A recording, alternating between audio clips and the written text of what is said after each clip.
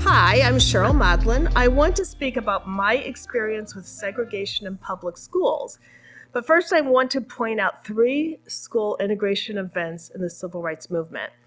In 1951, the public school in Topeka, Kansas refused to let Oliver Brown's daughter enroll in the elementary school near their home. Instead, she had to get on a bus and attend a segregated school that was farther away. The Browns and 12 other black families filed a lawsuit against the Board of Education. In 1954, Brown versus the Topeka Board of Education, the U.S. Supreme Court ruled racial segregation in schools was unconstitutional. And of note, Thurgood Marshall, who later was appointed to the U.S. Supreme Court, represented the Browns. So in 1954, it became illegal to have segregated schools. In 1957, 3 years later, we now go to Little Rock, Arkansas. 9 black students were selected to attend the all-white Little Rock Central High. President Eisenhower had to issue an executive order to utilize the Arkansas National Guard to support integration and protect the Little Rock 9 for the entire school year. As the students walked into school, they were shouted at, they were threatened, they were cursed, racial slurs. And even within the school, they were not safe. One of the girls had acid thrown in her face. During the year, one girl was locked in a bathroom stall, and people dropped burning paper on her, trying to set her on fire. 3 more years later, in 1960, a federal court ordered Louisiana to desegregate. At that time, Ruby Bridges was 6 years old.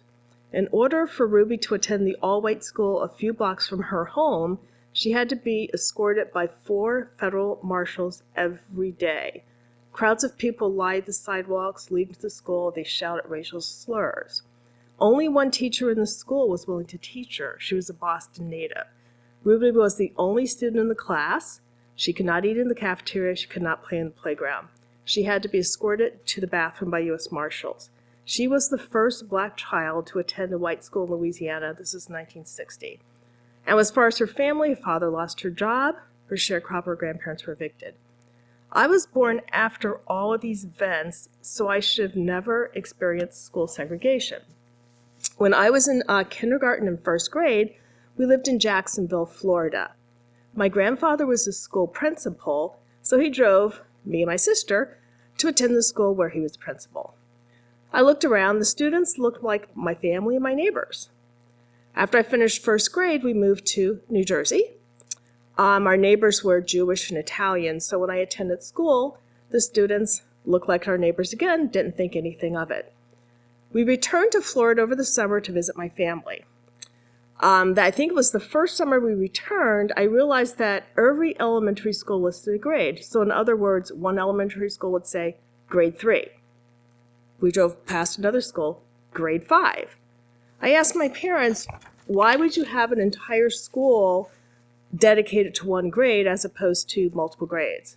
Turns out Jacksonville had resisted all efforts to integrate, and this was their under court order to integrate. This was their solution, that the entire school would be one grade. So children in Jacksonville were bused all over Jacksonville, and they did not necessarily attend the schools in their neighborhood. This is the first time I realized that I had actually attended segregated schools when I lived in Jacksonville. Then I fast forward to my high school days. My mother taught geometry at one of the 3 high schools in Toms River, New Jersey. At that time, Mom was the only geometry teacher at that school. It wasn't an issue because my siblings and I attended another school, in another public school in Toms River. I once made the comment, maybe if we lived in Florida still, Mom would have been my teacher. But no, I was told, no, she would not have been your teacher. Your parents were needed to teach. They wanted your parents to teach, but you were not allowed to attend the schools. I went home, looked through the yearbook from those days, and all the students at the school where they taught were Caucasian. Now I learned that these white schools wanted my parents to teach, but I was not allowed to attend, and I would have simply been denied admission because of the color of my skin. And again, Brown versus Board of Ed was 1954, where segregation was illegal. I was born an entire decade later, However, in my early elementary schools, I still attended segregated schools. I am thankful for the brave students and parents who faced adversity and for those who kept students safe so they could attend. They paved the way for others to have an easier time getting an education. It is my hope that we will all strive to welcome people of all backgrounds.